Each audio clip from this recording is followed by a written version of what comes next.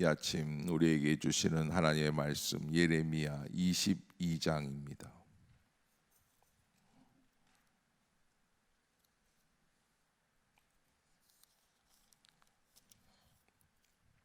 한 절씩 봅시다. 여호와께서 이와 같이 말씀하시되 너는 유다 왕의 집에 내려가서 거기에서 이 말을 선언하여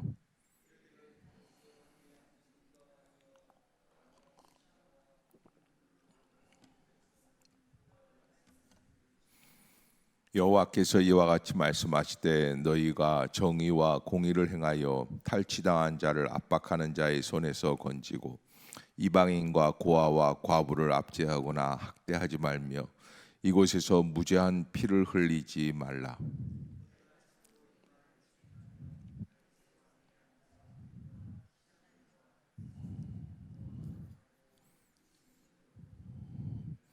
그러나 너희가 이 말을 듣지 아니하면 내가 나를 두고 맹세하노니 이 집이 황폐하리라. 여호와의 말씀이니라.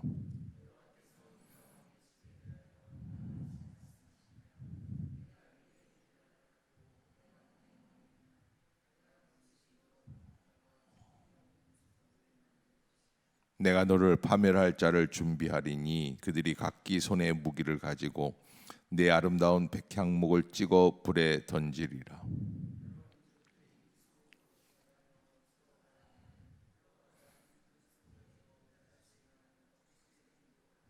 그들이 대답하기는 이는 그들이 자기 하나님 여호와의 언약을 버리고 다른 신들에게 절하고 그를 섬긴 까닭이라 하셨다 할지니라.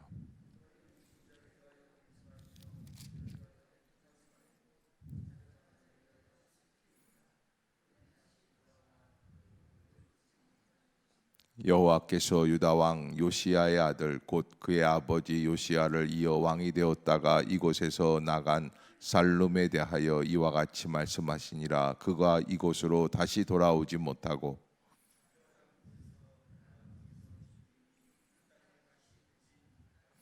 불의로 그 집을 세우며 부정하게 그 다락방을 지으며 자기의 이웃을 고용하고 그의 품삯을 주지 아니하는 자에게 화 있을진저.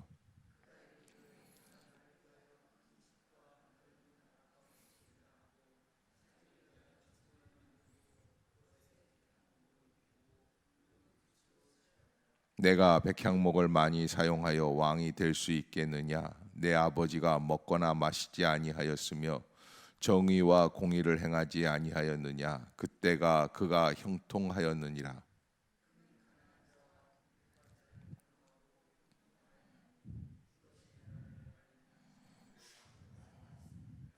그러나 내 두 눈과 마음은 탐욕과 무죄한 피를 흘림과 압박과 포악을 행하려 할 뿐이니라.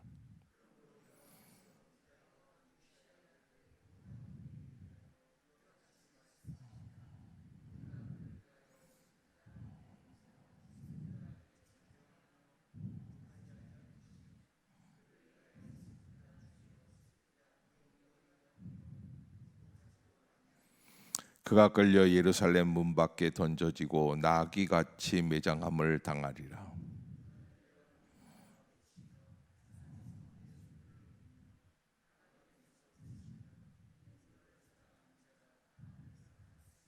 내가 평안할 때에 내가 내게 말하였으나 내 말이 나는 듣지 아니하리라 하였나니 내가 어려서부터 네 목소리를 청종하지 아니함이 내 습관이라.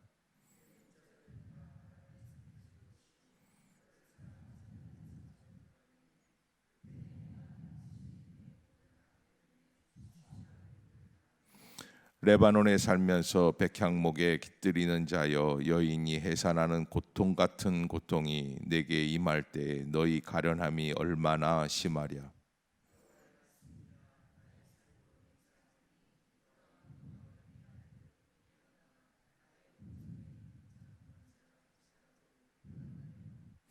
내 생명을 찾는 자의 손과 내가 두려워하는 자의 손 곧 바벨론 왕 느부갓네살의 손과 갈대아인의 손에 줄 것이라.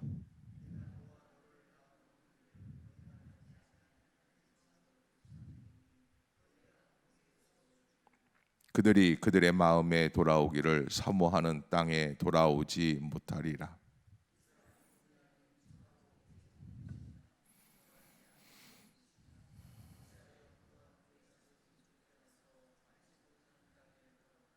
땅이여 땅이여 땅이여 여호와의 말을 들을지니라. 여호와께서 이와 같이 말씀하시니라. 너희는 이 사람이 자식이 없겠고 그의 평생 동안 형통하지 못할지라 기록하라. 이는 그의 자손 중 형통하여 다윗의 왕 위에 앉아 유다를 다스릴 사람이 다시는 없을 것임이라 하시니라. 아멘. 할렐루야. 이 아침 죄전을 찾으신 여러분들에게 하나님의 은혜와 평강이 함께 하시기를 축원합니다. 오늘 22장 예레미야 22장에서 하나님께서 우리에게 주고자 하시는 말씀은 왕 위에 앉은 왕에게도 하나님이 주시는 사명이 있다는 거예요. 그 사명을 감당해야지만 왕 위를 이어갈 수 있다라고 하는 경고의 메시지. 이스라엘이 멸망할 즈음에 예레미야는 오늘부터 본격적으로 왕들, 지도자들에 대한 하나님의 말씀을 전달하고 있습니다. 그 나라의 대표적인 왕, 지도자들이 깨어 있어야지만 그 나라가 온전할 수 있다. 그러기에 우리가 하나님 앞에서 권력을 받는 것도 온전한 책임감을 가지고 감당해야 할 것이다. 쉬운 일이 아니에요. 왕이 된다라는 것은 쉬운 일이 아닙니다. 그러기에 우리가 풍요롭고 또 부유해지고 번영하는 것도 중요하지만 정말 중요한 것은 내가 하나님께서 맡겨주신 사명을 감당하고 있는가라고 하는 사실이, 그것을 우리가 날마다 하나님 앞에서 바라보지 않고 이거 체크해 보지 않으면 순식간에 무너질 수 있는 거죠. 특별히 우리에게는 하나님께서 맡겨주신 것 중에 한 가지가 가정이라고 하는 게 있어요. 이 가정의 자녀들을 또 양육하고 있죠. 나는 이 자녀들을 양육하면서 하나님께서 내게 맡겨주신 사명을 믿음으로 감당하고 있습니까? 라고 하는 거예요. 그들 앞에서 진정한 어버이로서 본이 되고 있습니까? 깨어 있는가? 라는 것을 볼 수 있어야지 되죠. 자, 오늘 그래서 예레미야는 여호야김이라고 하는 왕에 대해서 신랄하게 비판을 하면서 이 사람이 이제 죽을 수밖에 없는 그런 이야기들을 전달하고 있는 중이에요. 1절에 보면은 하나님이 예레미야에게 그렇게 말씀을 하셨다는 거예요. 여호와께서 이와 같이 말씀하시되 너는 유다 왕의 집에 내려가서 거기에서 이 말을 선언하여라. 이제 이스라엘이 멸망하기 전에 네 명의 왕이 있어요.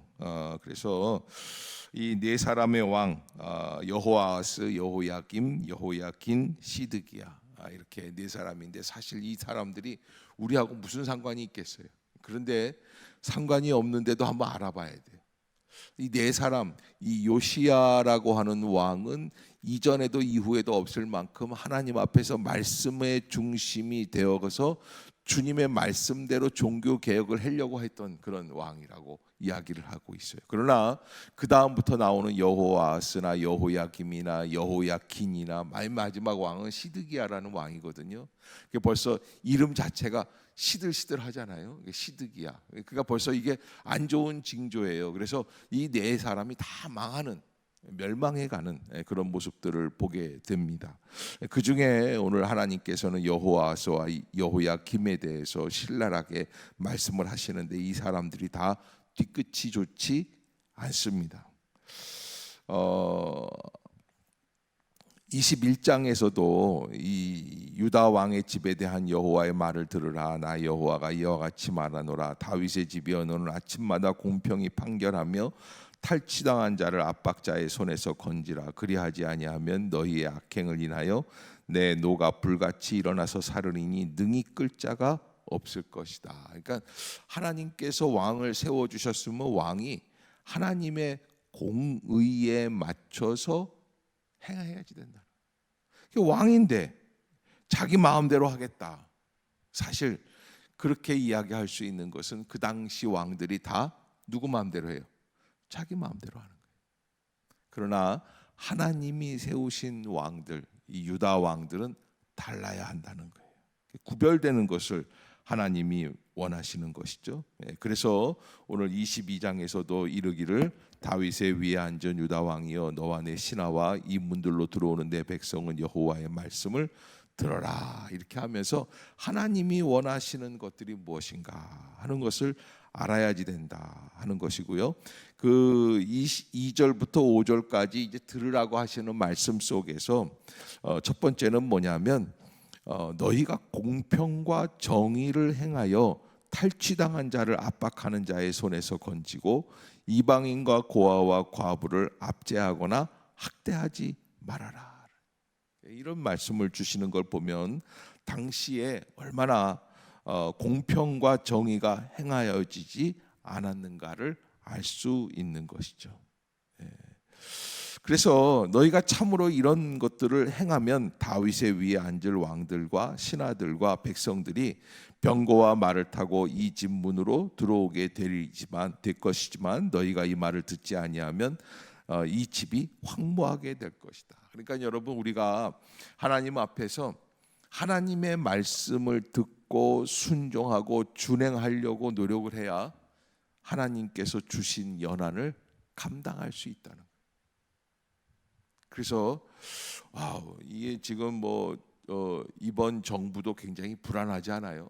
그냥 서로들 이제 여당은 야당을, 야당은 여당을 계속 하는데 이게 어느 쪽이 옳은지를 모를 정도로 이제는 다 막장이고 막가파가 되는 것 같아요. 그런데 저는 그렇게 말할 수 있어요. 어느 정부가 오래 갈 것이냐?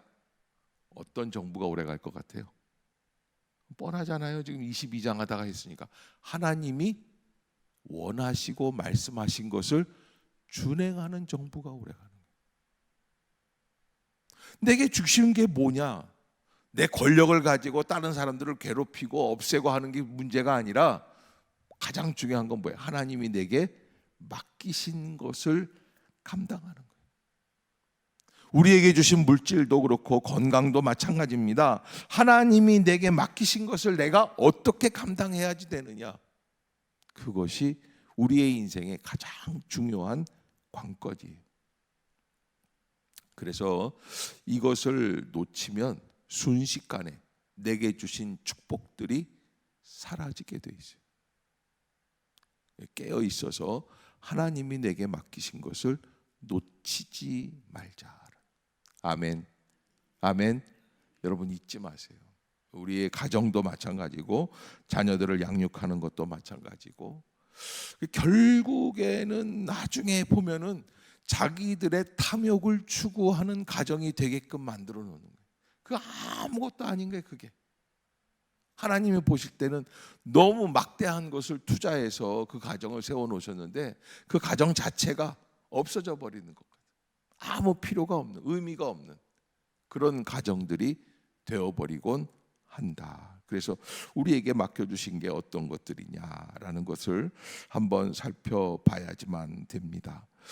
자, 여러분 그 요시야 왕이 종교 개혁을 하고 하나님 앞에서 정말 공평과 정의를 시행하려고 노력했던 그런 왕이지만 그러나 국제 정세에 의해서 죽고 말아요. 그게 이제 그 애굽 왕과 무기또 전투에서 극렬하게 아수르가 전쟁을 하게 되면서 거기에서 죽게 됩니다.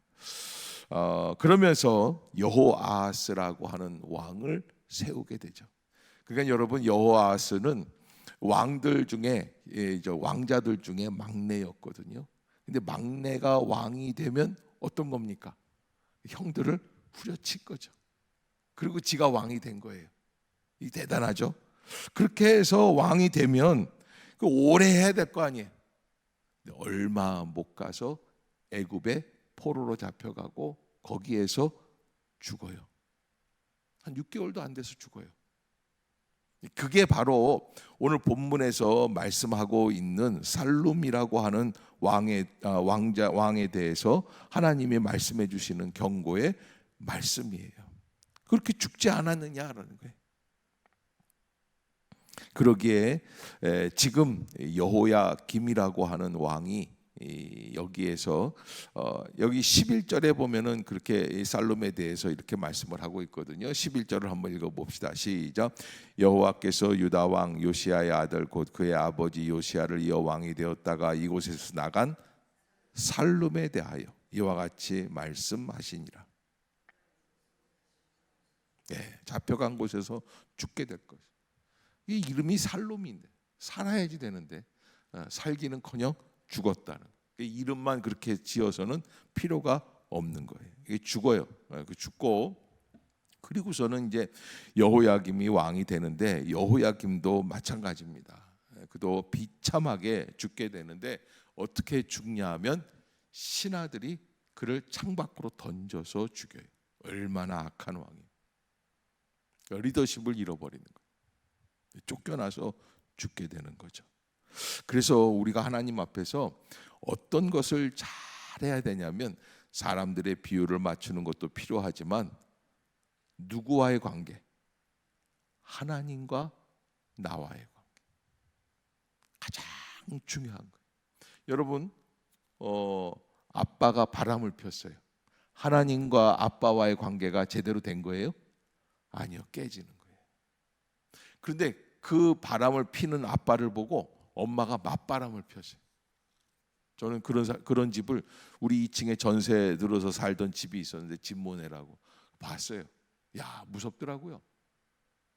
아빠가 바람을 피니까 그 엄마가 나가서 맞바람을 펴버렸어요. 그래가지고서 완전히 집이 깨지는 거예요. 근데 여러분 깨질 수밖에 없어요. 사실은 하나님이 가정을 주실 때 바람피라고 주시는 겁니까? 그게 아니거든.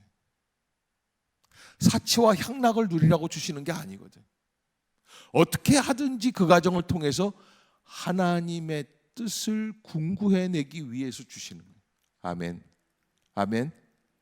여러분 이 가정을 하나 세우기가 요즘 아이들이 결혼을 안 하려고 그래요. 왜 안 하려고 그러냐면 결혼을 해보니까 결혼을 해도 뭐 똑같아요. 총각 때보다 더 힘든 거야. 비율을 맞춰야 되는 거야. 그래서 뭐 요즘은 남자들이 그냥 파스타 하나쯤은 다 끓여야지 되고 그 비율을 맞출 줄 알아야 되고 결혼 기념일마다 꽃을 사다 갖다 바쳐야지 되고 뭐 이런 모습을 보니까 결혼하는 게 그게 왕 되는 게 아닌 거예요. 옛날에는 그저 결혼을 해도 뭐 큰 소리도 쳐보고 뭐 이렇게 밥상도 따로 받았어요. 아버지들은. 근데 요즘은 그런 게 아니니까 결혼을 안 하겠다는 거예요. 여자들은 또 그렇게 대접받으려는 남자들하고 결혼을 안 한 관심도 없다는 거예요. 여러분 이게 가정이요 섬기기 위해서 주시는 거예요.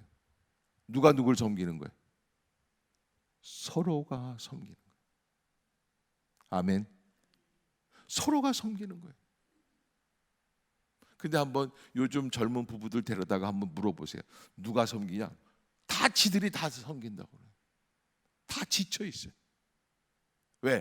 자꾸 자기의 욕심을 요구하니까.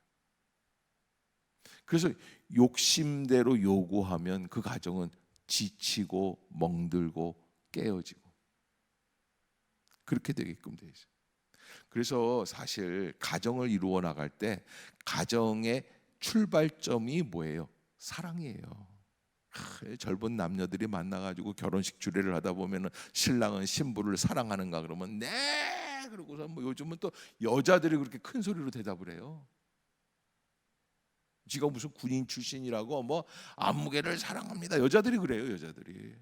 그런데 여러분, 그래서 결혼이 사랑이 식어지면 결혼도 깨진다고 생각하는데 그거는 착각 중에 착각이에요. 가정은 서로 뜨겁게 육체적으로 사랑해서 유지되는 게 아닙니다. 사명감을 갖고 하는 거예요. 하나님이 내게 맡겨주신 사람이니까 사랑하는 거고 하나님이 내게 맡겨주신 가정이니까 내가 유지하는 거예요. 이럴 때 요즘 젊은 애들이 하는 얘기들이 있는 것들 이때서 하면은 사랑은 개뿔이에요. 웃을 줄 알았는데 다들 우리 말뜻을 못 알아듣는 것 같아요. 사랑은 개나 갖다 주라는 거예요. 별것도 아니야. 정말 중요한 건 뭐예요? 하나님이 내게 맡겨주신 사명이에요. 그래서 내게 맡겨주신 공동체를 내가 어떻게 감당해야지 될까? 가장 중요한 게 내가 이 가정을 통해서 하나님의 뜻을 이루어 나가는가? 아멘. 여러분, 거기에 주안점을 둬야죠. 교회 나오는 것도 마찬가지입니다. 교회 생활하는 것도 마찬가지입니다. 교회에서 사람들과 친하게 하면 어떻게 되느냐면 날 새는 줄로 몰라요. 어떻게 수요 예배 끝나고도요, 카페에 앉아가지고 계속 얘기하는 거예요. 봐야 끝난 지가 엊그제인데 안 가요. 왜 안 가나 했더니 너무너무 재밌는 거예요. 뭐가 재밌는 거예요? 말씀이 재밌는 거예요? 아니에요. 수다가 재밌는 거예요. 여러분, 인간적인 만족만을 추구하는 거예요. 우리가 알아야 될 게, 사람들이 나를 인정해주고 내가 그 사람들에게 어떤 영향력을, 이런 거는 하나 중요하지가 않아요. 정말 중요한 거는 하나님이 내게 맡겨주신 것을 나는 철저하게 감당해 나가고 있는가라는 거예요. 맨 마지막에 하나님의 심판대 앞에 섰을 때에는 그 일 때문에 살고 죽는 게 결정된다.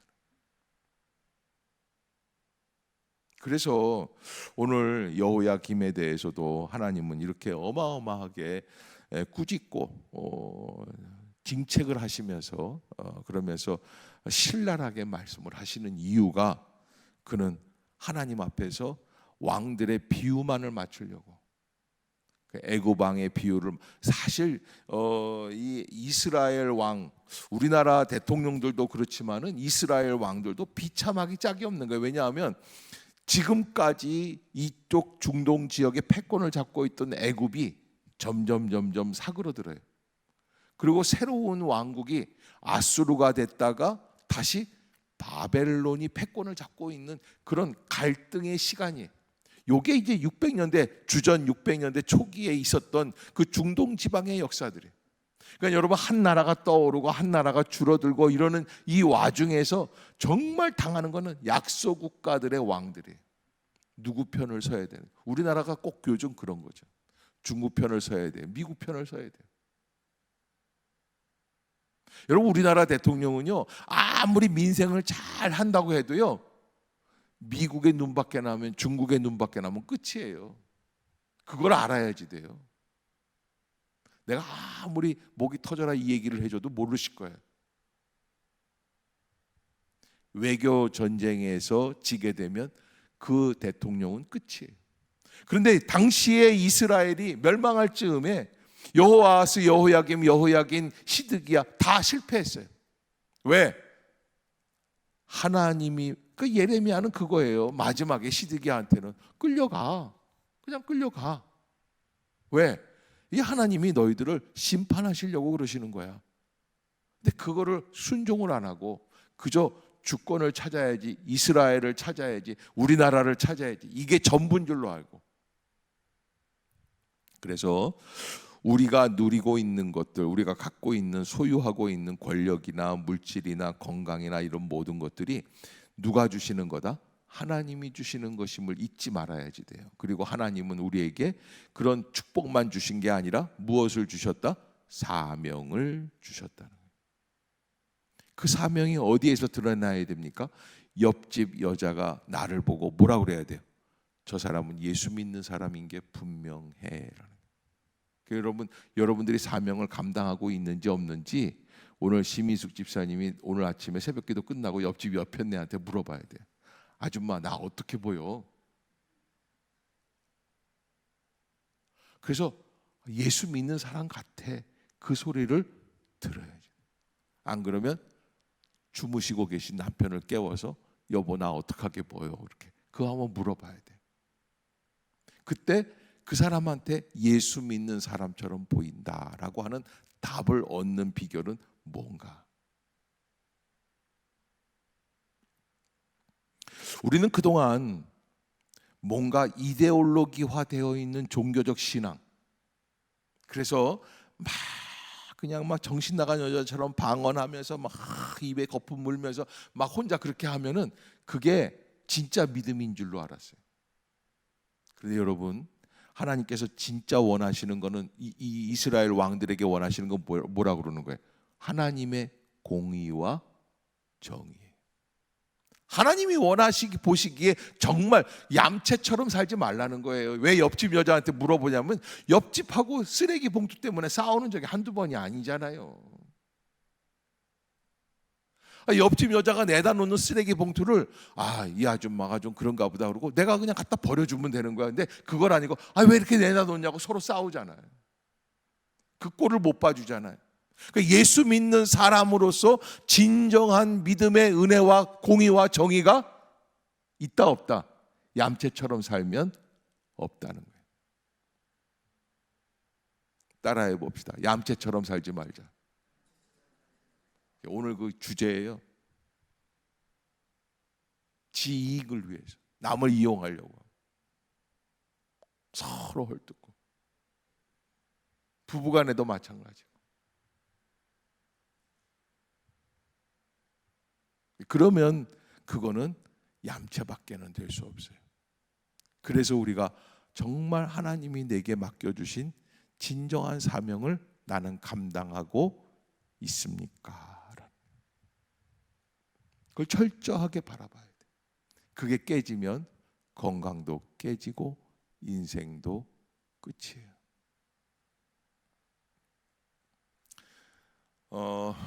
예전이었어요. 무학교에 있을 때인데 어느 권사님이 남편 장로님이 오랜 병으로 시달려서 괴로워했습니다. 한 20년 가까이 병수발을 들었어요. 그래서 그 권사님이 저 남편만 죽으면 나는 이제 어떻게 된다? 해방이라는 거예요. 해방이야. 그러면 이제 여전도 회원들이랑 같이 이제 야유회도 갈 수 있고 효도 관광도. 그동안은 장로님 때문에 아무것도 못한 거예요. 70대 초반에 돌아가셨어요. 장로님이 드디어 돌아가셨다는 말이 얼마나 우스운 단어인지를 여러분들이 모르실 거예요. 그래서 그 권사님도 정말 이제는 자유다, 해방이다 이러실 줄 알았어요. 천만에 5년이 못 돼서 권사님도 돌아가세요. 남편 뒤따라서. 내가 이렇게 가만히 보니까 그 권사님의 사명은 뭐였어요? 장로님 뒷수발하는 거예요. 근데 자기는 그렇게 자기가 그렇게 살아가는 게 아주 인정하기가 싫은 거야.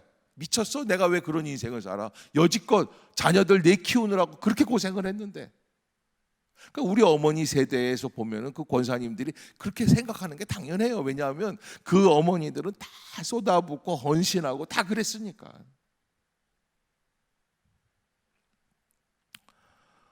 그래서 우리가 하나님 앞에서 내게 맡겨주신 사명을 발견하고 그 사명을 잘 믿음으로 은혜로 감당하고, 내게 주신 십자가들이 있죠. 십자가가 있어요. 삶의 무게가 있어요. 나를 힘들게 하는 멍에가 있습니다. 그런데 그 멍에를 쉽게 잘라내면 어떤 일이 벌어지는 줄 아십니까?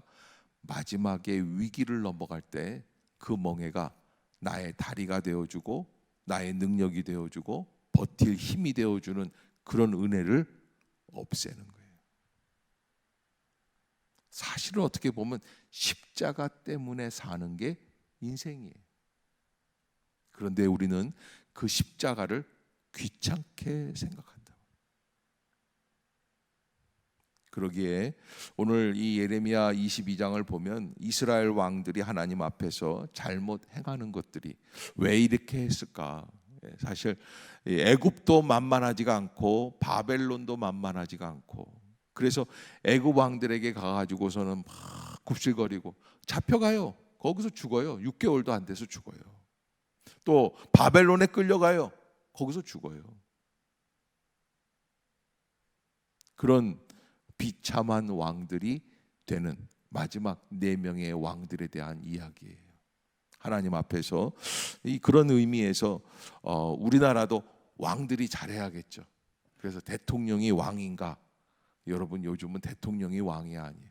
국민들이 왕인데 그 국민들이 왕의 자리를 똑바로 정신 차리고 잘 살아가야지 되는, 더 의로운 사람들이 있어야지 되겠다라고 하는 것을 여러분들이 잊지 마시고, 믿음의 사람들이 하나님 앞에서 맡겨진 사명을 잘 감당할 수 있는, 로마가 기독교를 인정할 때 어떤 일들이 있었냐면 로마 시민들 가운데 절반이 노예고 절반이 로마 시민들입니다. 자유로운 시민들.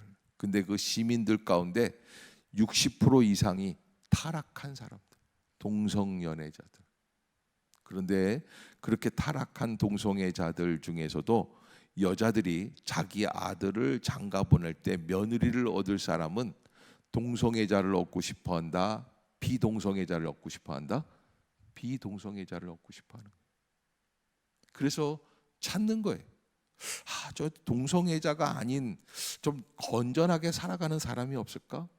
요즘으로 말하면 뭐 담배 안 피고 술 안 마시고 그러는 여자들 없을까? 그런데 전혀 없을 것 같은 로마에 한두 사람이 있어요. 그래서 그런 사람들을 이제 며느리로 얻으려고 그러면서 소문이 나는 거예요. 나중에 나오는 거예요. 그 사람들 정체성이 뭐냐? 한 가지 있어요. 예수 믿는 사람들이었다라는 거예요. 그래서 기독교가 인정받게 된 거예요. 여러분들이 이 패러다임을 잊지 마세요. 내가 행하고 있는 예수 그리스도의 사랑 아무것도 아닌 것 같지만, 그러나 내가 있는 자리에서 은은하게 반딧불보다 작은 불빛 같아도 빛을 내기 시작합니다. 그 빛은 마침내 영원한 암흑의 세계를 무너뜨릴 수 있는 빛이 될 줄로 믿습니다. 그것을 잊지 마시고 하나님의 은혜 가운데 믿음으로 승리하시는 우리 모두가 되시기를 주의 이름으로 축복합니다. 기도하겠습니다.